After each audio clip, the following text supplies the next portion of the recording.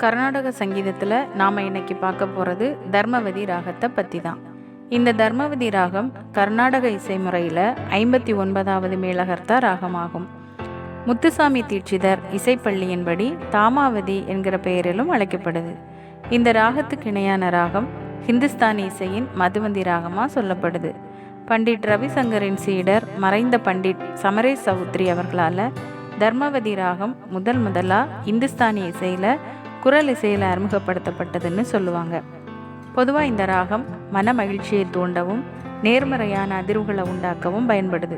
தோல் சம்பந்தப்பட்ட அனைத்து வித பிரச்சனைகளையும் சரி செய்ய மிகவும் உதவியாக இந்த ராகம் இருக்குது. அல்சர்னு சொல்லப்படுற வயிற்றுப்புண் மற்றும் வயிறு சம்பந்தப்பட்ட பல்வேறு நோய்களை குணமாக்க இந்த ராகம் பெரிய அளவில் பயன்படுது. சரி, இந்த ராகத்தில் அமைந்த சில திரை இசை பாடல்களை நான் உங்களுக்கு சொல்கிறேன்.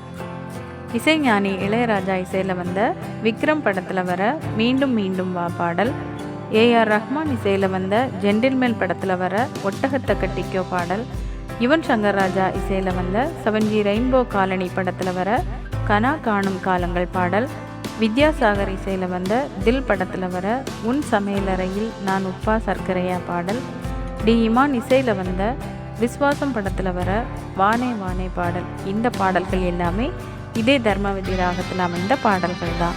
இந்த பாடல்கள் எல்லாத்தையும் நீங்களும் ஹெட்ஃபோன் போட்டு கேளுங்க.